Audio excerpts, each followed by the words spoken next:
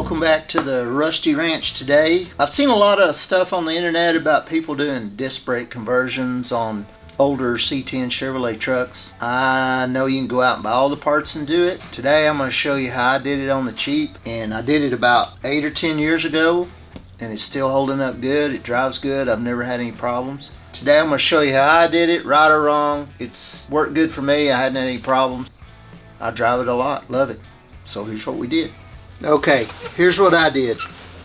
I used the original A-frames off of the 64, but everything, ball joints, top and bottom, in, steering gearbox, brakes, everything is from a donor 87 Suburban. Essentially what I did, I didn't even bust all the drive train apart except for the gearbox. I just kind of laid it out on the floor to make sure it worked. I recommend buying the good Moog ball joints. I wouldn't buy the cheapies. You can use the online parts stores to cross numbers, to change around, to see what'll fit where. It's worked good for me. You can tell how dirty it is. I drive it all the time. Like I said, if I need brake parts, steering parts, I just get them for an 87 Chevrolet pickup and I'm good to go. I did put new brake lines, and I will give you a heads up on brake lines. Somewhere GM decided to go to metric.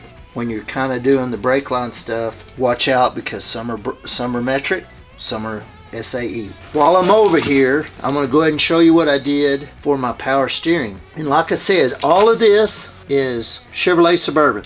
I did spring for a new rag joint, just to be safe. This adapter and the frame adapter for the power steering came from a guy, Captain Fab. He's on all of the C10 forums. Whatever he's selling is good. It works good. It makes it easy. Comes with the bolts, the template. It just involves drilling a couple of little holes. He sends your bracket for your power steering because you have to actually shorten your 64 steering column. But he sends you, buy everything you need. Whatever he has works. He's done lots of it, so it really makes the power steering conversion easy. And I won't lie, one of my biggest driving forces for disc brakes and 5-hole was so I could run my Kragers. I like Krager wheels. That's what I want to put on them. But anyway, over here, that's what we've got. Shortened it. Captain Fab's brackets. Again, pay attention to your donor vehicle because it may be metric fittings or could be SAE. I don't know where the brake was on that, and GM probably don't either. The A-frames are original. I didn't mess with them. Everything's worked great. Got lots of miles on it, no problem. We'll go to the other side and I'll show you one modification I had to make on that side. Okay, this side is the same. Like I said, 87 Suburban parts, ball joints in. The steering is all 87. One big difference. You can see right here where the original 64 bracket went. This one I had to drill holes and put in. It wasn't a big deal. I just got everything kind of lined up and where it kind of naturally laid and bolted it in. Like I said, I've never had any trouble with it. Drives like a dream. If I ever need these parts, I just go in and tell them for an 87 Chevrolet Suburban and get what I need. It's all worked real well. Now I'll show you what I did as far as master cylinder and lines. It's the way I did it. May not be the right way, but I did it because a couple of reasons. So I'll show you that. Up top, I'm going to start with my power steering pump. Again, 87 Suburban. Now I did change and go to a universal bracket, and you can buy them anywhere. And the main reason I did that is it kind of cleaned it up and you didn't have all that extra stuff on it. But you can see where my hoses go down, and I went ahead and got new hoses. They're not that expensive. You know, it just makes it a lot more maintenance free later on. It's not a big deal. But like I said, depending on your donor vehicle, that depends on what you're going to need there.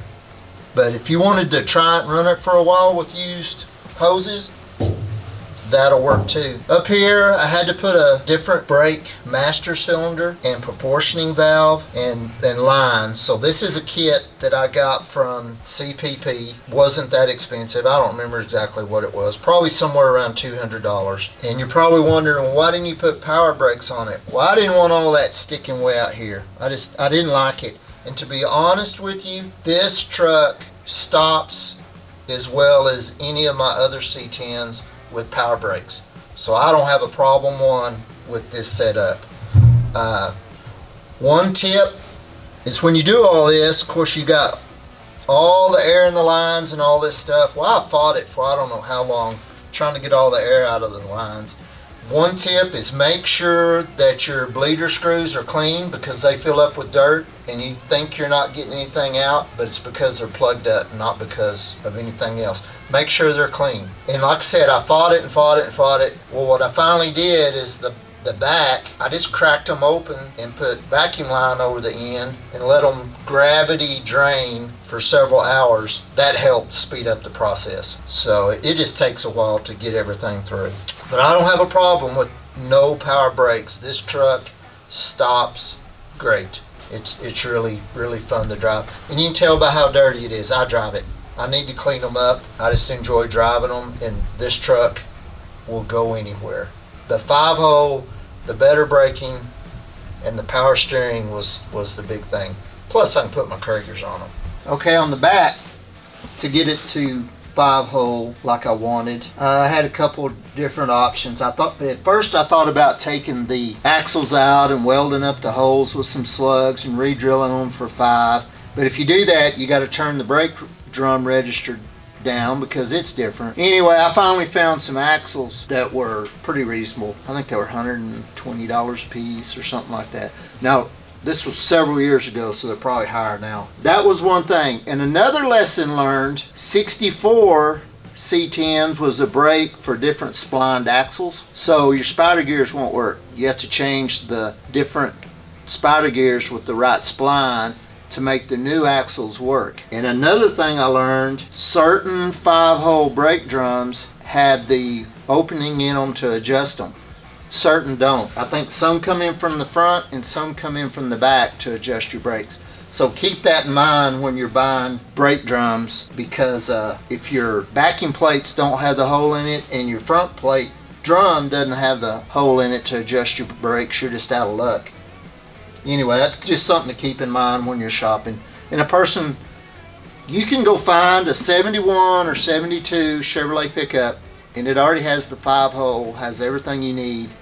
And if it's coil spring, it'll bolt right under here in most cases. So, and I looked, but I didn't find one, so I went this route. And it's worked out real good. New drums, new hardware for the inside. It's not that expensive. For the most part, the power steering conversion, the brake conversion, everything has made it 100% more pleasure to drive, and it stops better. It's really safer. That part of the deal, you could get in it and go anywhere you wanted to go. Anyway, I know there's a lot of things you can change, you can lower. One thing I learned, I decided I wanted the back down a little bit, so I ordered some 2-inch lowering springs.